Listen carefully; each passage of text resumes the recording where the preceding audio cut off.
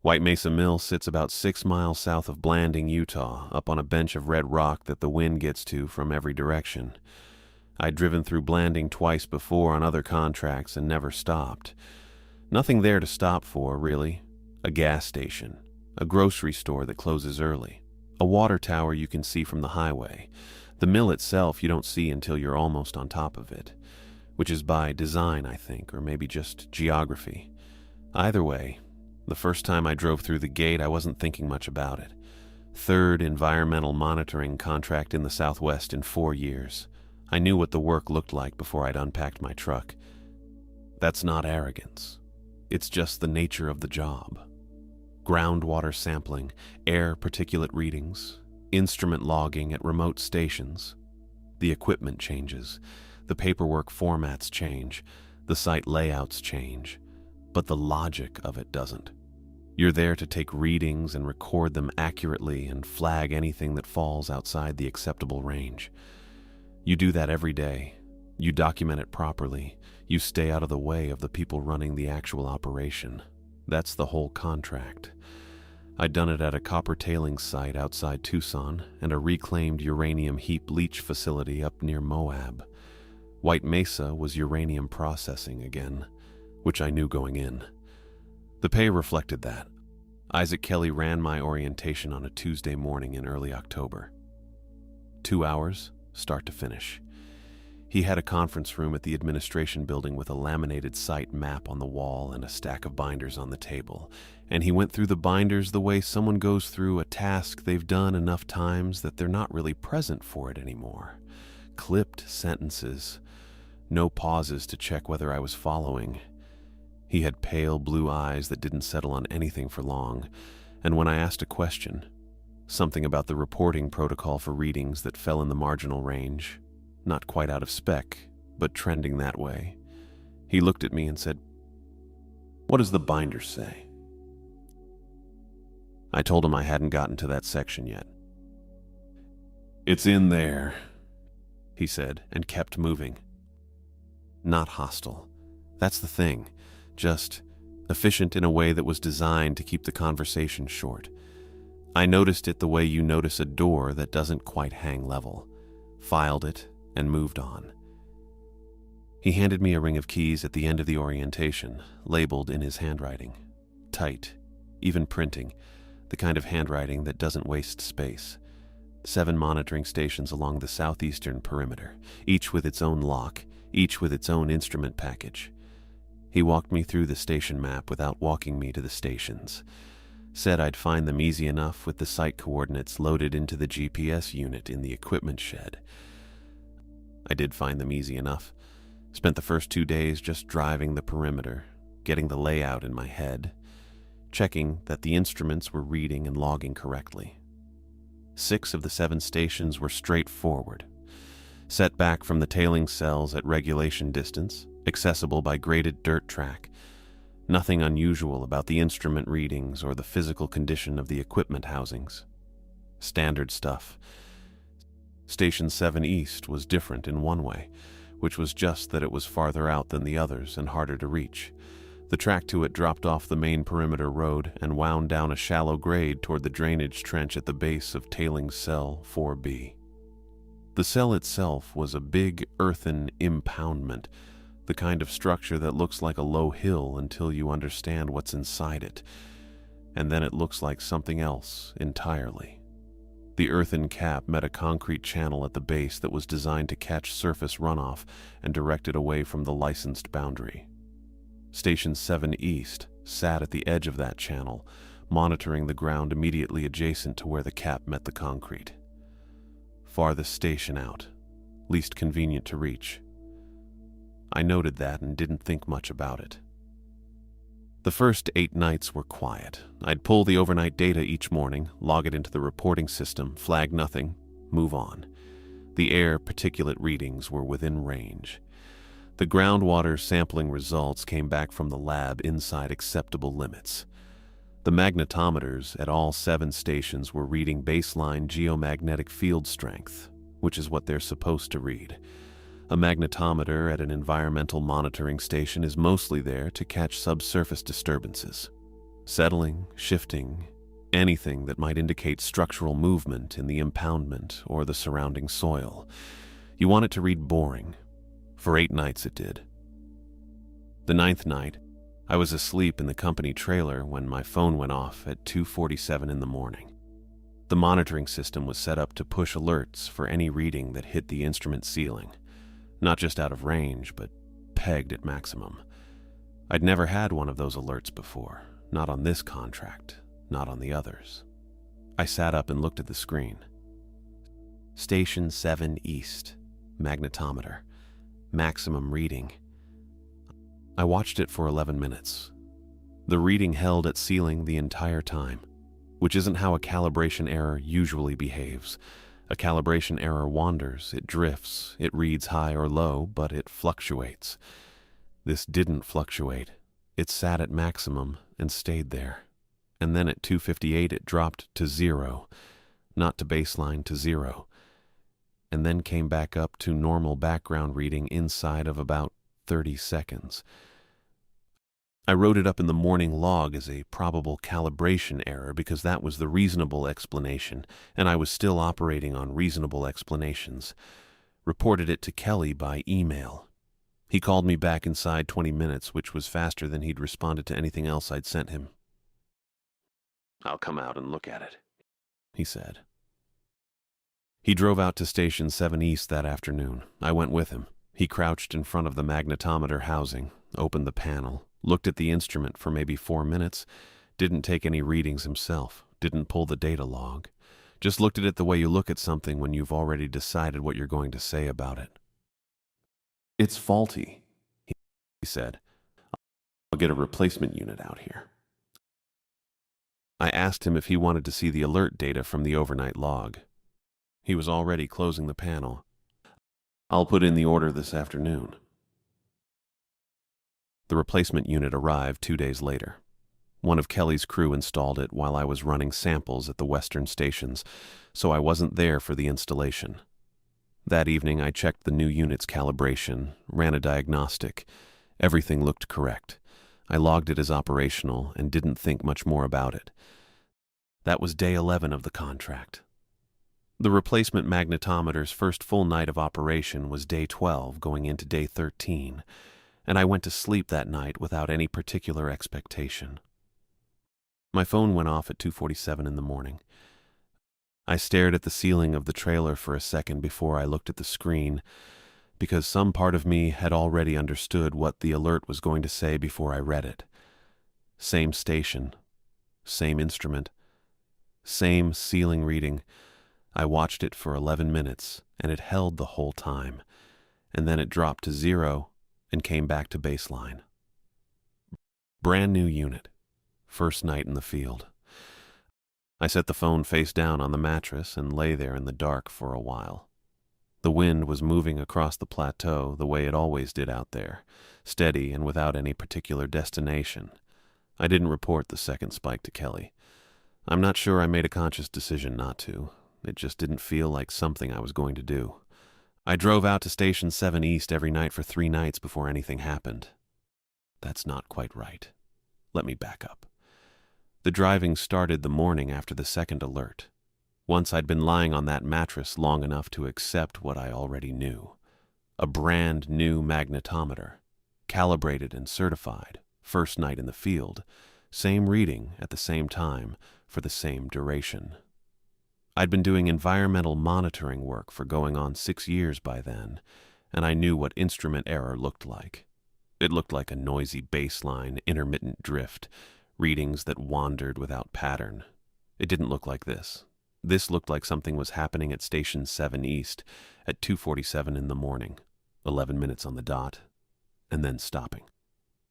So I stopped telling myself it was equipment. The drive out took about 20 minutes from the trailer.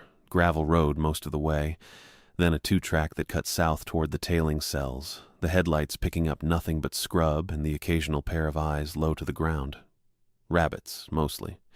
Station 7 East sat at the end of that 2-track, a small instrument shelter on a concrete pad with the monitoring equipment inside and the drainage trench running maybe 30 feet to the east of it.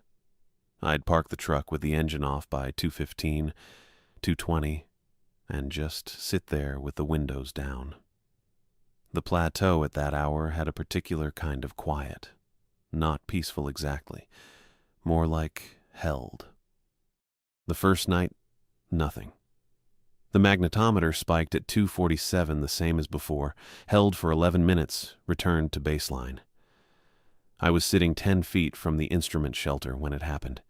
I had a flashlight, and I walked the perimeter of the trench, and I saw nothing. Ground, concrete, desert. The second night, same thing. Spike, hold, baseline. I walked the trench both directions and came back to the truck and sat there until 4 in the morning before I gave up and drove back. I almost didn't go the third night. I'm not sure why I did. Stubbornness, maybe. Or something closer to the feeling you get when you know the answer is right there, and you just haven't looked in the right place yet. I've always had trouble walking away from that feeling. It's gotten me into trouble before, and it got me into trouble here, though I didn't know that yet. I was parked by 210 that third night. The air had that same held quality, and there was no wind at all, which was unusual for the plateau. I had the window down, and I could hear the faint mechanical hum from the instrument shelter and nothing else. 247 came, and my phone lit up with the alert, and I was already out of the truck. I saw them before I got to the trench. 3 figures, standing at the edge of the concrete channel, spaced maybe 8 or 10 feet apart, perfectly still. My first thought, and I know how this sounds, was that they were people. Workers, maybe, or someone from the mill who had no business being out here at this hour. That's what my brain tried to make them into, because that was the version of this that made sense. I stopped walking. They didn't move. They were standing with their backs to me, or what I took to be their backs, facing down into the trench. No sound. No movement at all.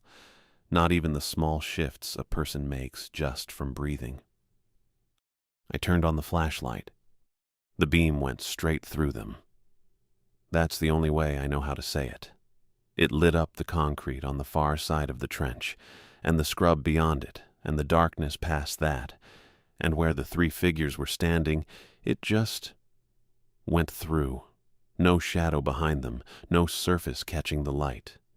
I moved the beam across all 3 of them, and there was nothing to catch, nothing to reflect, like pointing a flashlight at a gap in the air. I stood there for the rest of the 11 minutes. I know that because I was watching my phone. I didn't move toward them, and I didn't move away. I'm not sure I was making decisions at that point.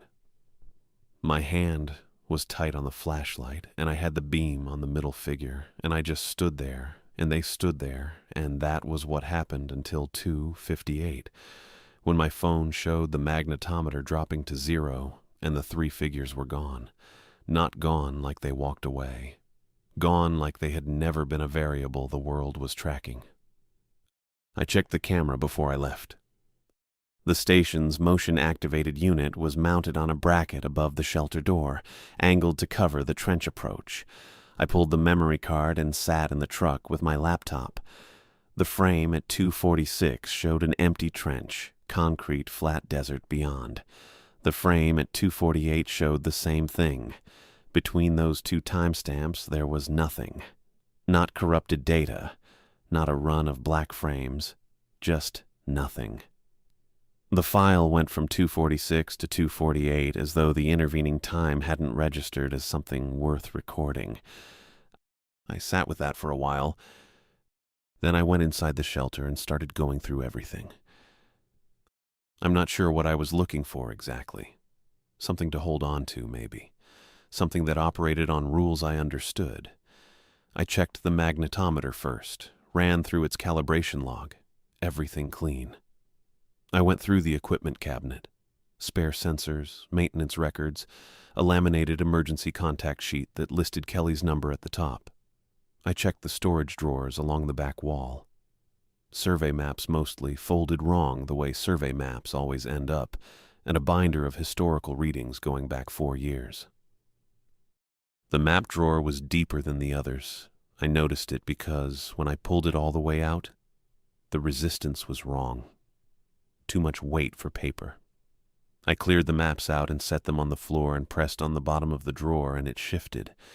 Thin plywood cut to fit, sitting on top of whatever was underneath. I lifted it out. There was a stack of pages beneath it, handwritten both sides, the paper slightly warped at the edges like it had gotten damp once and dried. I picked up the first page and held it under my flashlight. The name at the top was Henry Gibson. I sat down on the floor of that shelter with my back against the equipment cabinet and read the first 3 pages without stopping.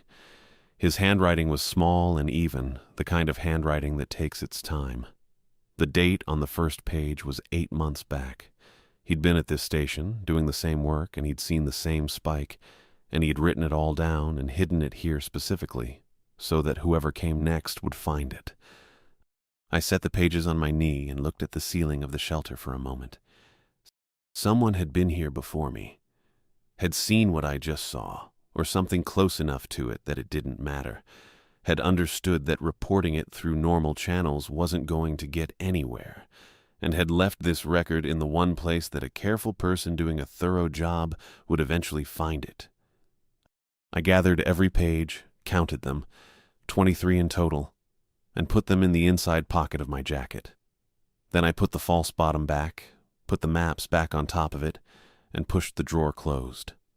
I turned off the flashlight and sat in the dark for a minute before I went back to the truck.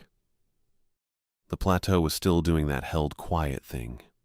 No wind, no rabbits, nothing moving at all in any direction I could see. I drove back to the trailer with Gibson's pages in my jacket and the camera footage on my laptop and the memory of a flashlight beam passing through 3 figures standing at the edge of a concrete trench. And I didn't turn the radio on because I didn't want any noise between me and the thinking I had to do. I read through all 23 pages that night at the trailer, sitting at the small table under the overhead light with a cup of coffee I kept forgetting to drink. Gibson's handwriting was careful and small, the kind of handwriting that belongs to someone who knows they're making a record, not just taking notes. He numbered every entry by day. Day 17 was the first magnetometer spike. He'd reported it the same way I had, called it a calibration issue, used almost the same language. That part made the back of my neck tighten up in a way I couldn't quite explain. Not because it was strange, because it wasn't. He'd watched the trench starting around day 30. Didn't say how many nights he waited before he saw something. Just wrote that on day 34 he had been at Station 7 East before 2:47, and that 3 figures had been standing at the trench edge when the alert came through. He wrote that he'd used a flashlight and that the beam had, and this is close to exact, passed through them without finding anything to stop on. I put the page down for a second when I read that, picked it back up. Day 49 was the conversation with Kelly. Gibson had gone to Kelly's office, which was a thing I had not done, and laid out what he'd seen. Kelly had listened without interrupting, which surprised me, and then said the magnetometer was miscalibrated and that the replacement unit would be requisitioned by end of week. Gibson wrote the word miscalibrated in quotation marks. He'd underlined it once. I understood why. It was the same word Kelly had used with me, same dismissal, same 4-minute examination of the instrument before delivering the verdict. I don't know if Kelly had a script or if the situation just kept producing the same response from him the way a machine produces the same output when you press the same button. Either way, Gibson had understood what it meant. The replacement unit he received had spiked at 2:47 on its first night of operation. He documented it. He didn't report it to Kelly. The last entry was dated day 51. It was short. He wrote that he was going to the trench that night with a camera, that he intended to photograph whatever was standing there, and that if someone was reading this account, they should understand that he had not resigned. He had not left voluntarily. He had not decided the work wasn't for him, or that he missed his family, or that the isolation had gotten to be too much. He wrote it plainly, without drama, the way you'd write an instruction on a form. If you are reading this, I did not resign. I closed the pages and sat there for a while. Energy Fuels Resources had him listed as a voluntary resignation. I'd looked it up on my phone before I even finished reading. I don't know why I needed to confirm it, but I did. Personal reasons, effective 8 months prior. No forwarding contact, no mention of what his job performance had been or whether they'd tried to retain him. Just gone, on paper, the way people go when they decide to leave. Except he hadn't decided anything.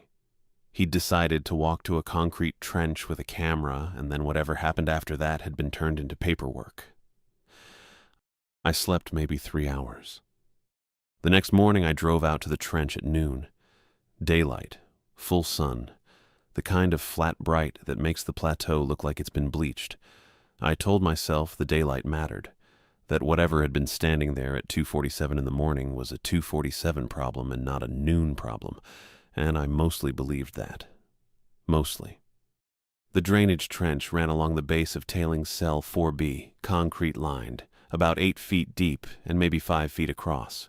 Surface runoff channel, standard design for a licensed impoundment, keeps contaminated water from migrating past the boundary.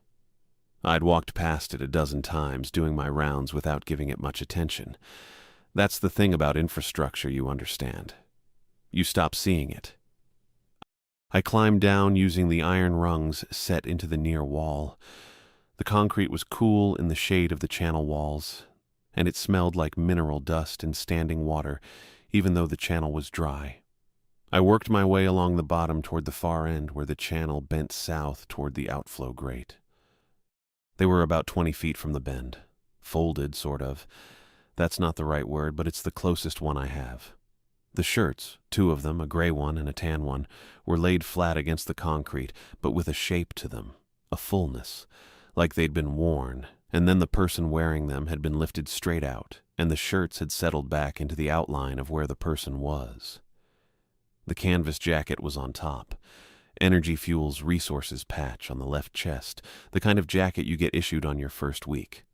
The boots were at the bottom of the arrangement, toes pointing up channel, steel-toed work boots with the laces still tied, still in the shape of feet inside them. I stood there for probably 30 seconds without doing anything. Then I took out my phone and started photographing. I shot the whole arrangement from 4 angles, shot the jacket patch close up, shot the boots separately, shot the overall scene with the channel walls and frame so you could establish scale and location.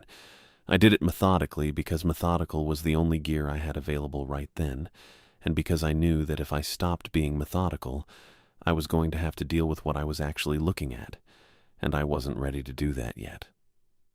I climbed back out and reviewed the images in the full sun. Concrete, desert floor at the channel's edge, the iron rungs on the near wall, nothing else, every frame.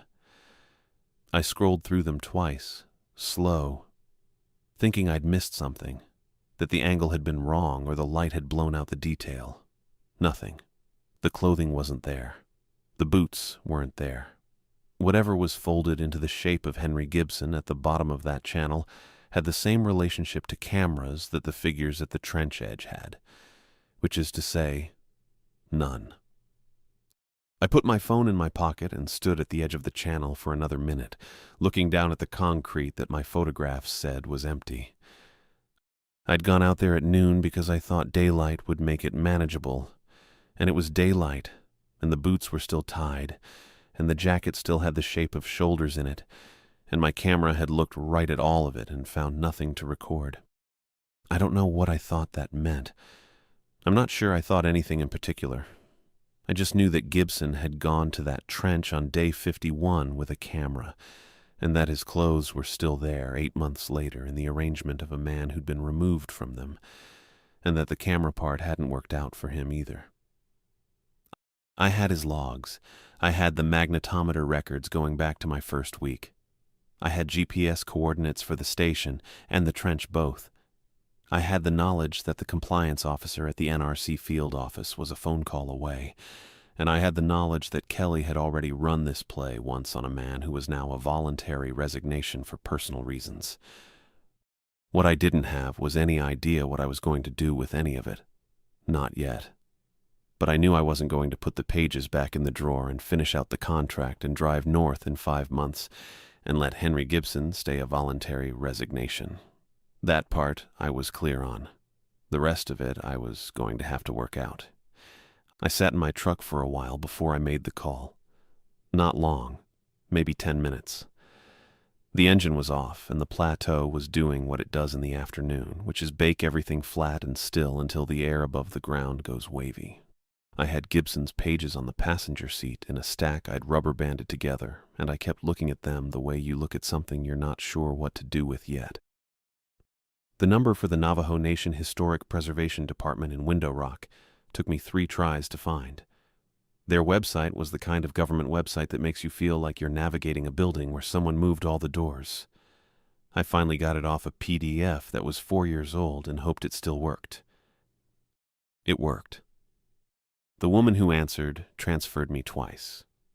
The second transfer rang long enough that I started composing what I was going to say to a voicemail, which is always a different thing than what you say to a person.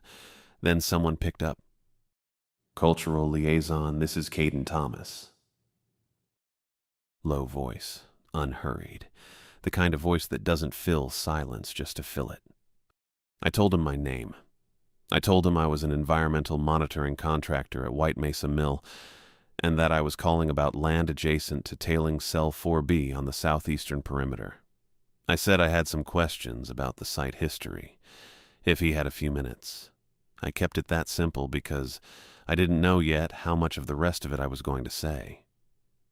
He said he had a few minutes. So I told him about the trench. Not the figures. Not yet. Just the trench. The concrete channel. The drainage configuration at the base of the cell. I told him I'd been out there and found something that didn't fit the site documentation I'd been given. I told him I was trying to understand what I was looking at. He didn't say anything for a moment. Not the silence of someone who doesn't know what to say. The other kind.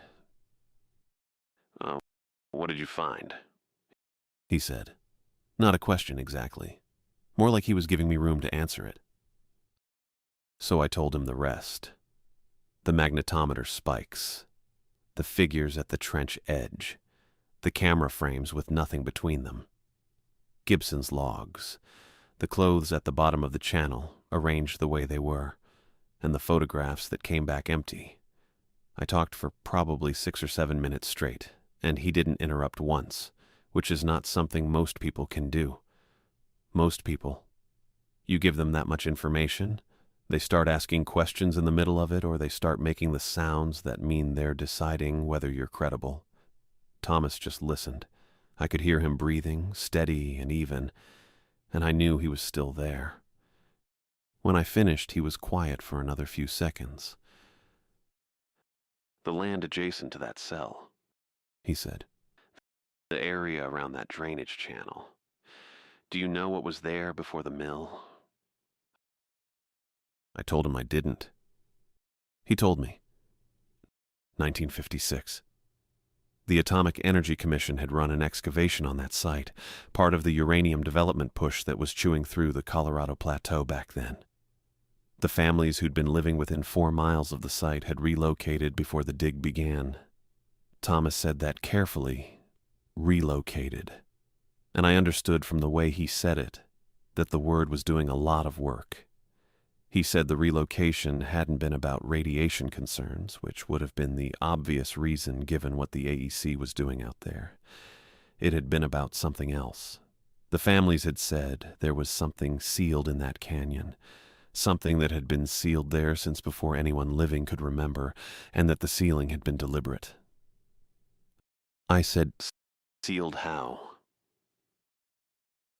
He said there had been stone markers, warning markers, placed and maintained by DNA families across generations.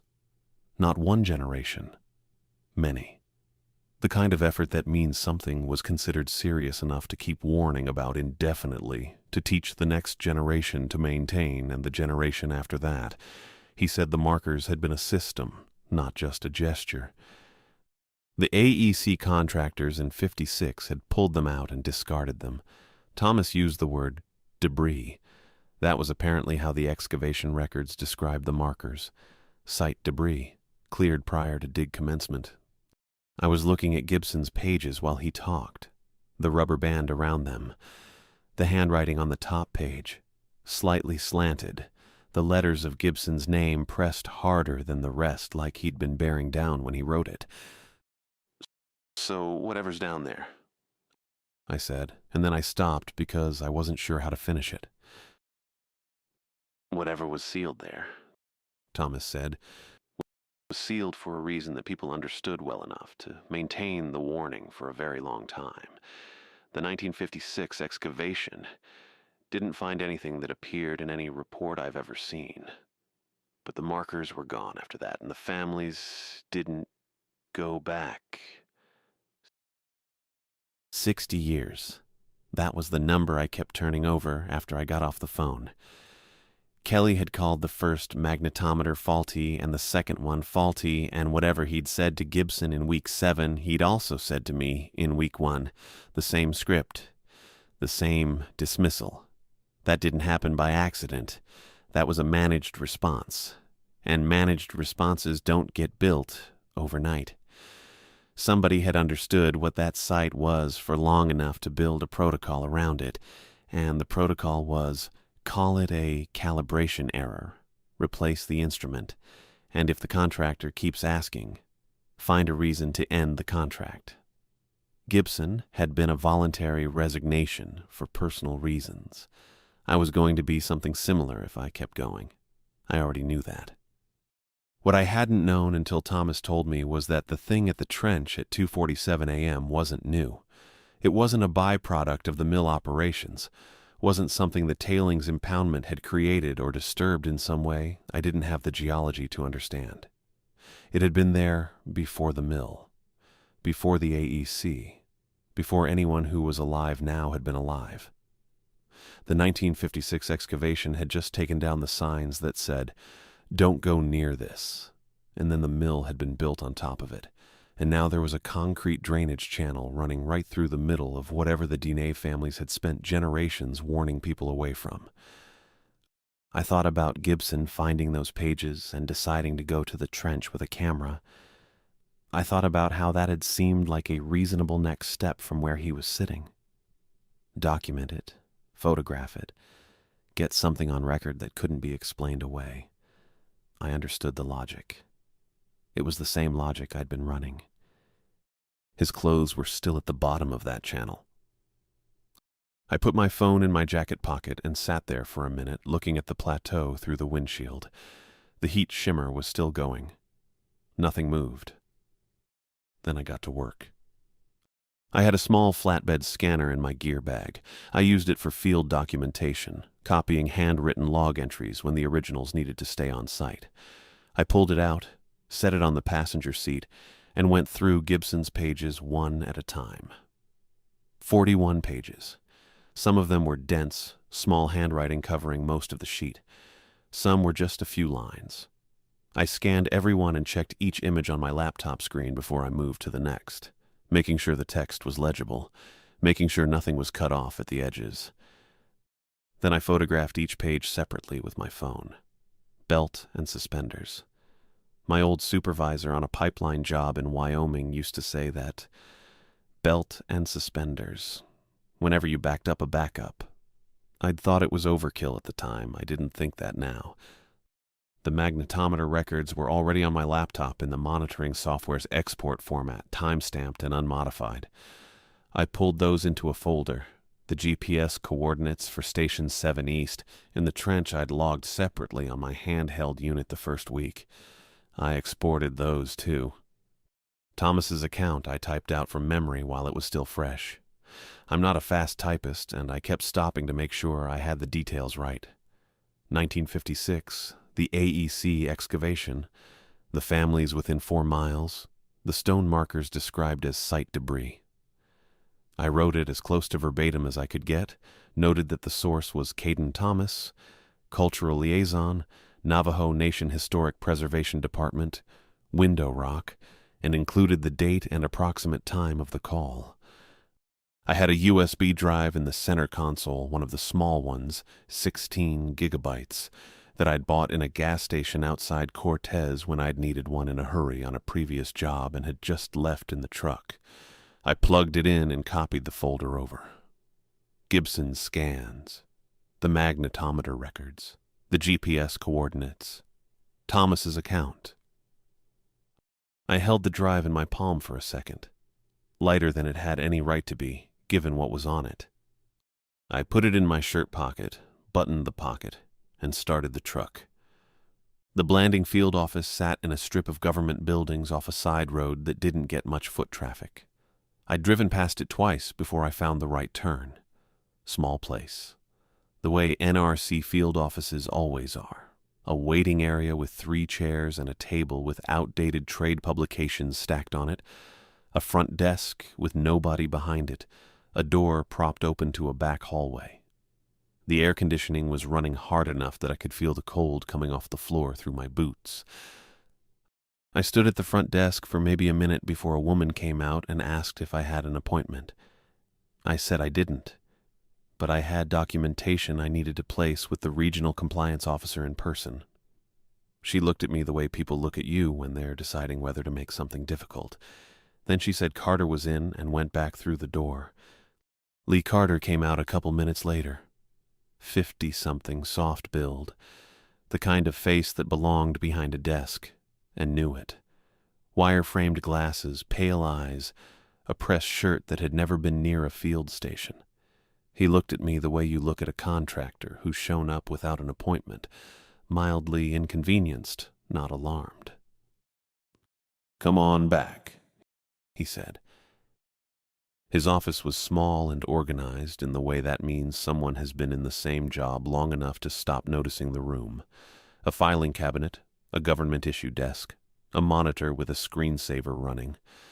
One framed document on the wall I didn't read.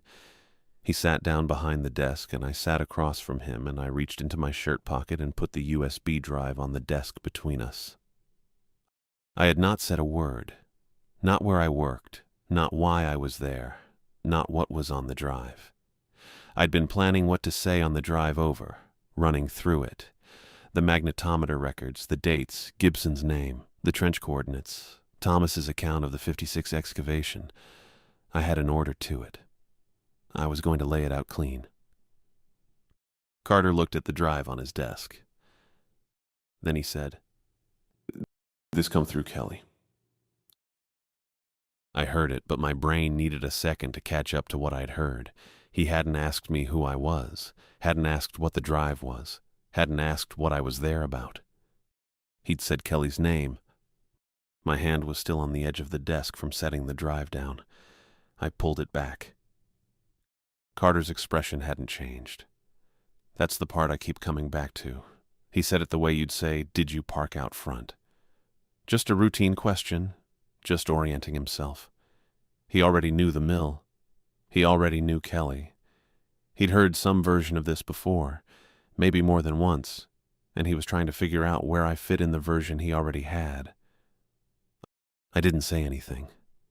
I was looking at him and he was looking at me, and I think he understood from my face that he'd said something he shouldn't have, because his expression shifted.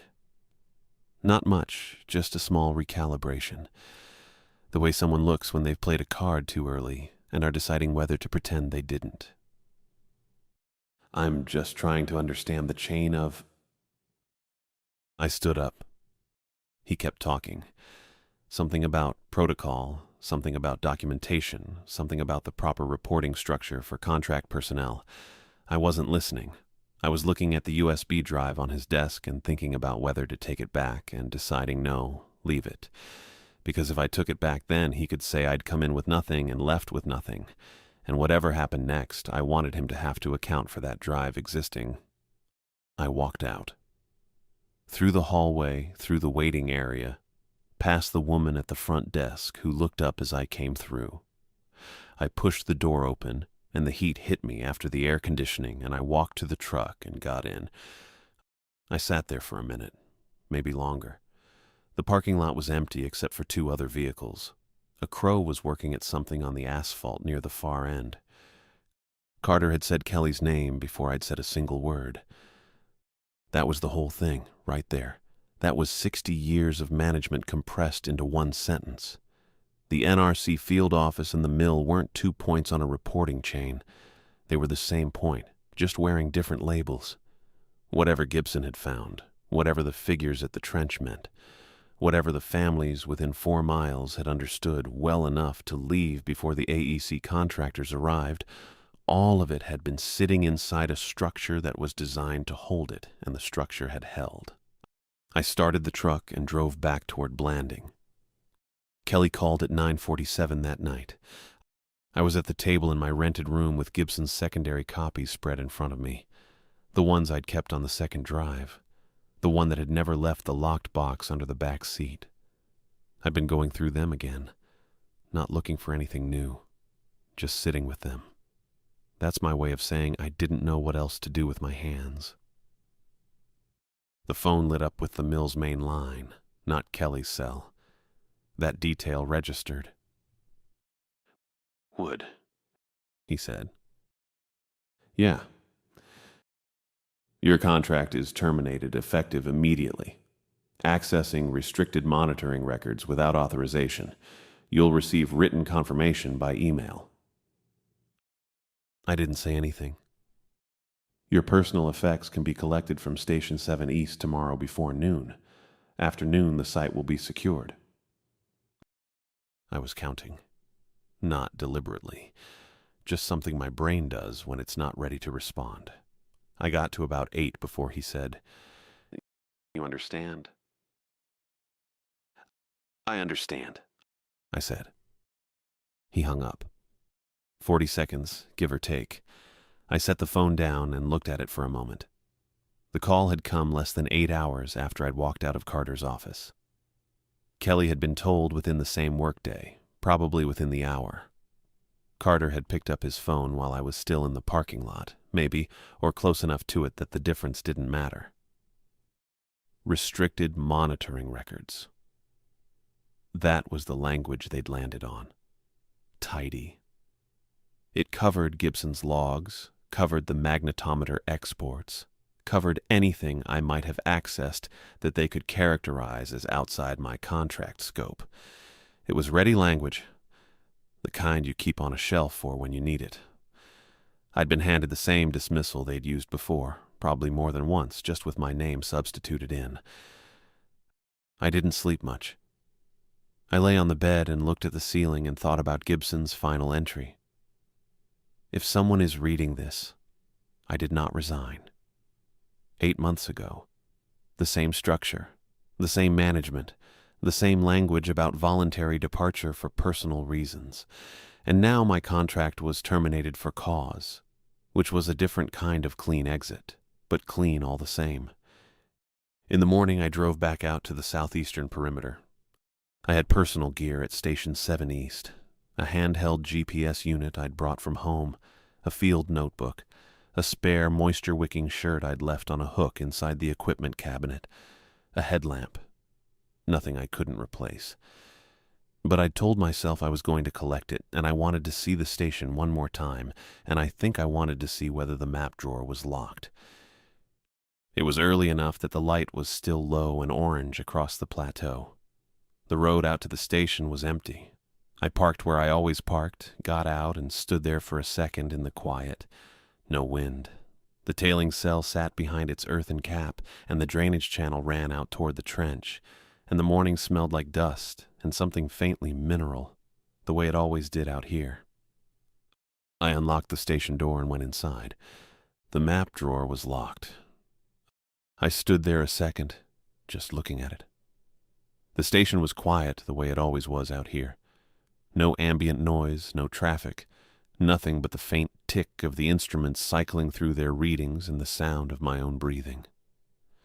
The equipment cabinet was open where I'd already pulled my GPS unit and my headlamp. The field notebook was on the counter. Everything I'd come for was accounted for, except I'd gone to the map drawer first the way I knew I would, and it was locked. Which was not how I'd left it. I had a key. Same ring as the station door.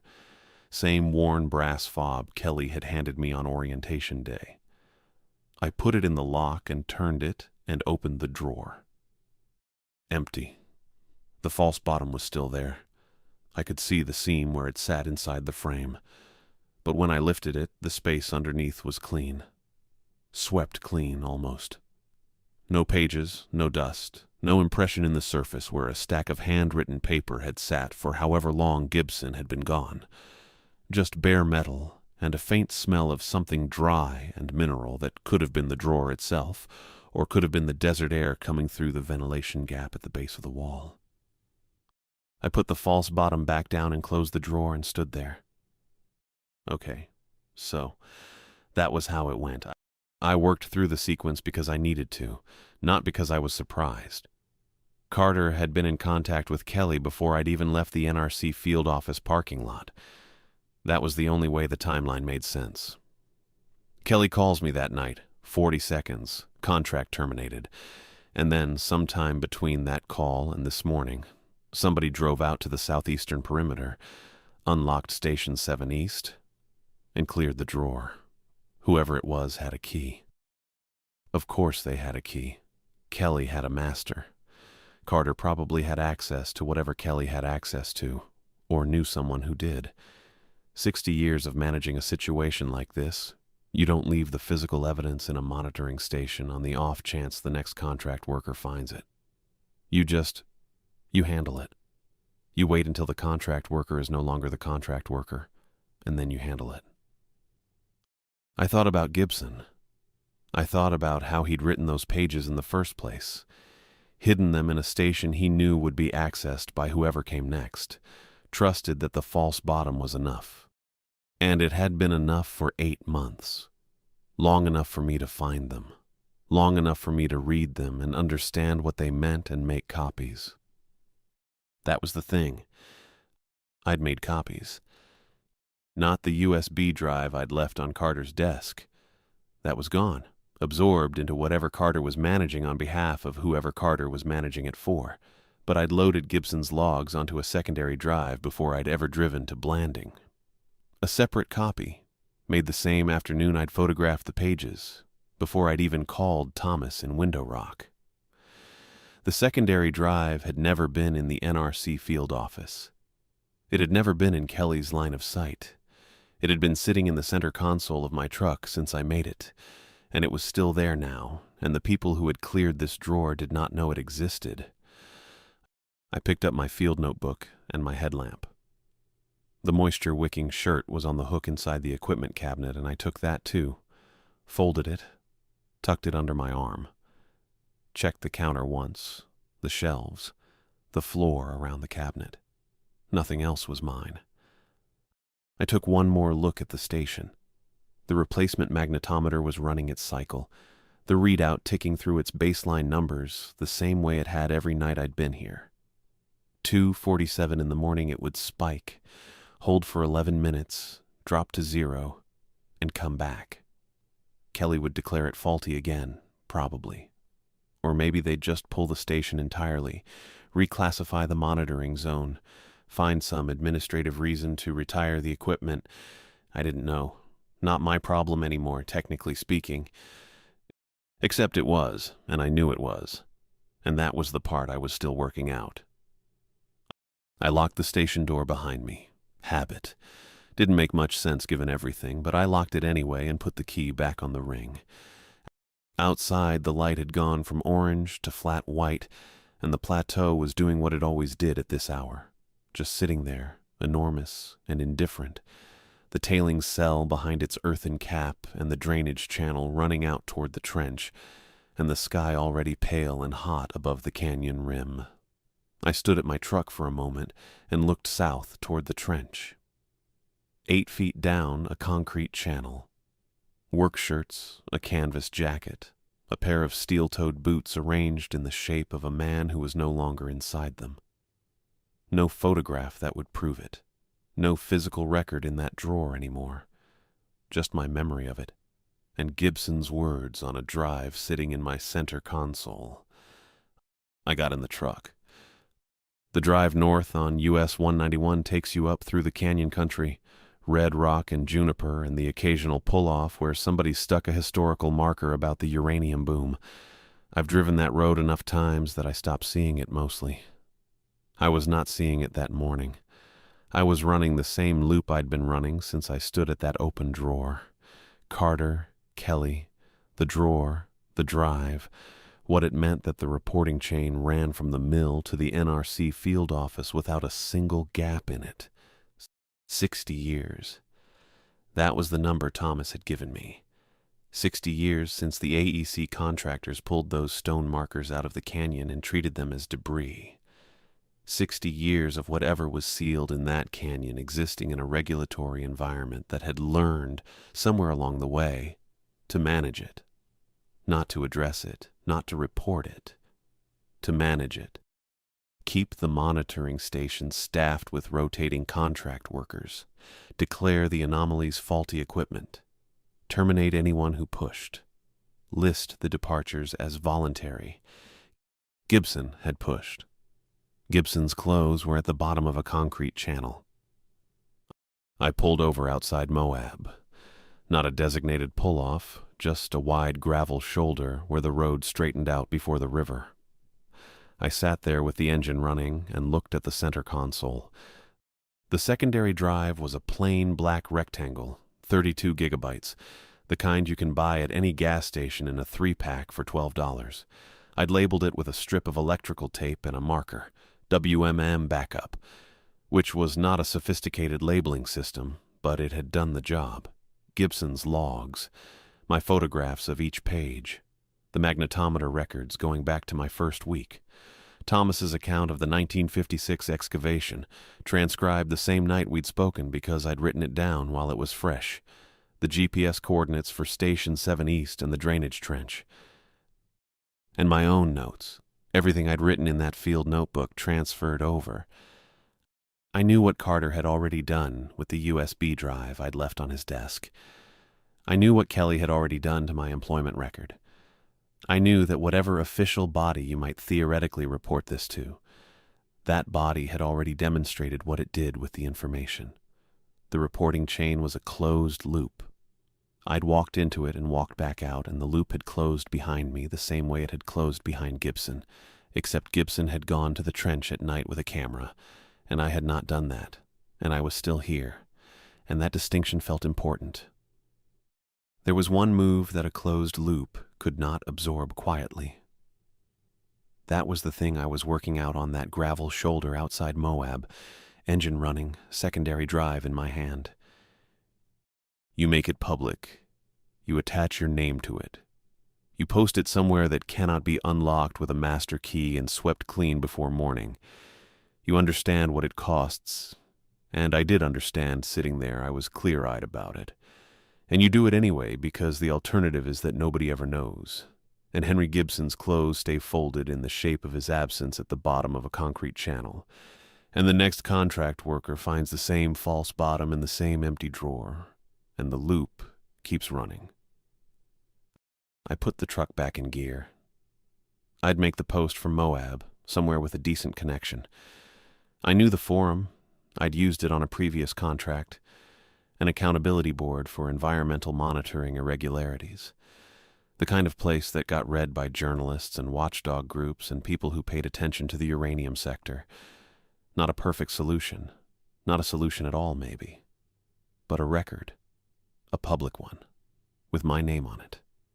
That could not be quietly managed. I drove north and did not look at the canyon country on my right. I pulled off just past the Moab city limits sign, onto a wide gravel shoulder where the road straightened out, and you could see the canyon walls drop back from the highway. Turned the engine off, sat there a minute with the secondary drive in my hand. The forum was called Environmental Monitoring Accountability Network. I know that sounds like something a person made up, but it was real. It had been running for about 12 years, and I'd used it once before on a job in New Mexico where a tailings pond was reading 3 times over acceptable particulate limits, and the site manager kept submitting corrected figures without correcting anything. That post had gone nowhere in terms of enforcement, but a journalist in Albuquerque had picked it up and written a piece, and the site had eventually come under a secondary review. Not a perfect outcome, but a record. A public one. That's the thing about that forum. It got read. Watchdog groups, environmental journalists, people inside the sector who paid attention to what was happening at which sites. Whatever you posted there, it didn't disappear. It didn't get locked in a drawer.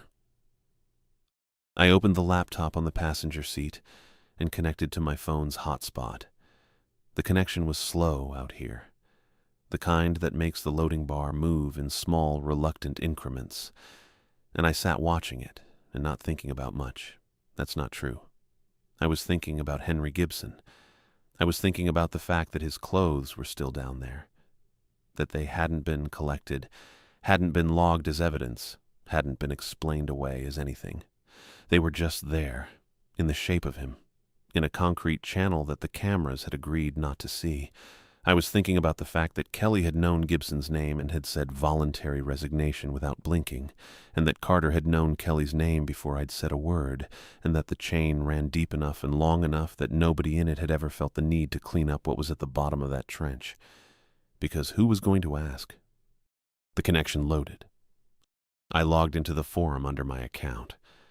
My real name, James Wood, the same account I'd used in New Mexico, and I started a new post. I sat there for a moment with the cursor blinking in the title field. I typed, White Mesa Mill, Blanding UT, unreported anomalies, missing contractor, compromised NRC oversight. That felt right. Direct. No hedging. I wrote the body of it the same way I'd have written a field report, because that's what I know how to do. I laid out the timeline from the beginning, the magnetometer at Station 7 East, the spike at 2:47 a.m., the 11-minute duration, the clean return to baseline, the replacement unit producing identical readings. I wrote what I'd seen at the trench on 3 consecutive nights. I didn't dress it up, and I didn't explain it, because I couldn't explain it, and I wasn't going to pretend otherwise. I wrote 3 figures, motionless, at the trench edge, flashlight passed through without catching shadow or reflection. Motion camera produced no data for the 11-minute window. Not corrupted files, not black frames, no data. I wrote it exactly like that, plain as I could make it, because the moment you start softening something like that, it sounds like you're trying to sell it, and I wasn't selling anything. I wrote about Gibson. I named him. I included the date Energy Fuels Resources listed as his voluntary resignation, and I included the date of his final log entry, and I let the gap between those 2 dates sit there on the page without comment, because the gap said everything. I attached the photographs of his log pages, every one of them, front and back, in sequence. I attached the magnetometer records, the raw data files, the timestamps. Then I wrote about Caden Thomas and the 1956 excavation. I wrote it carefully, because it wasn't my history to get wrong. I wrote what Thomas had told me, the families who had relocated before the dig began, the stone warning markers that the AEC contractors had treated as debris, the thing that had been sealed in the canyon since before anyone could remember. I noted that Thomas was the cultural liaison at the Navajo Nation Historic Preservation Department in Window Rock, and that his account was on record there, and I gave his name with his permission implicit in the fact that he'd told me, he'd known what I was going to do with it, I think. A man that measured, that careful with his words, he knew. I wrote about Carter. I named him. I named his office, his title, his location. I wrote that I had placed a USB drive on his desk containing all of the above documentation, and that before I had spoken a single word about where I worked or why I was there, Carter had said Kelly's name. I wrote that my contract was terminated by Kelly that same evening, 40 seconds, authorization violation. I wrote that, when I returned to Station 7 East the following morning, Gibson's physical logs had been removed from the false bottom of the map drawer. I included the GPS coordinates of Station 7 East and the drainage trench at the base of Tailing Cell 4B. I attached the secondary drive contents, everything, the full package, and I named Isaac Kelly in the post header and in the body, spelled out, no ambiguity. Then I sat there with my finger over the submit button for a while. Not because I was reconsidering. I want to be clear about that.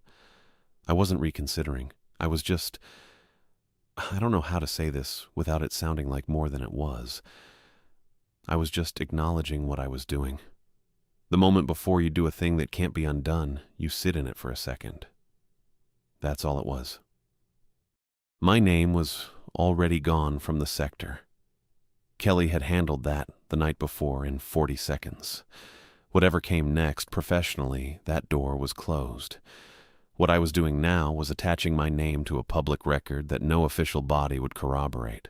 The NRC had already shown me what it was. Carter had shown me that in the first 5 seconds. And that meant the record would sit out there in the world with my name on it and no institutional backing. And anyone who wanted to dismiss it could point to that. I knew that. I wasn't confused about it. I also knew the other part.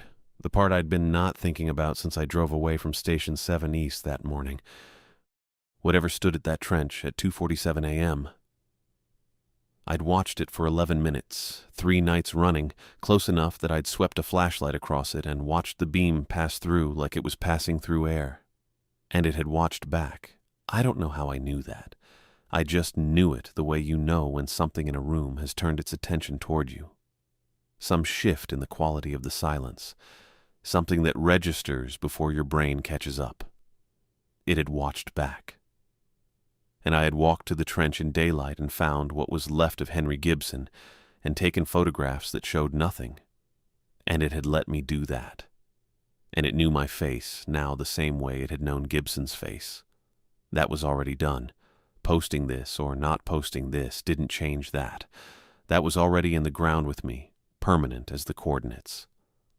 I hit submit. The upload bar ran slow and then faster, and then it was done. The post sat there on the screen with my name at the top and the timestamp and the attachment icons lined up underneath. I looked at it for a moment. Then I closed the laptop. I pulled back onto US 191 heading north. The canyon country was on my right. The red walls, the long flat mesas, the way the light was sitting on the rock in the late afternoon, that particular color that doesn't look like any other color anywhere. I didn't look at it. I'd looked at it long enough. I'd looked at it every day for 3 weeks, and I'd looked at the bottom of a concrete channel, and I'd looked at 3 figures standing motionless in the dark, and I'd looked at the shape of a man pressed into a pair of steel-toed boots with nobody inside them. I drove north. Gibson had looked too.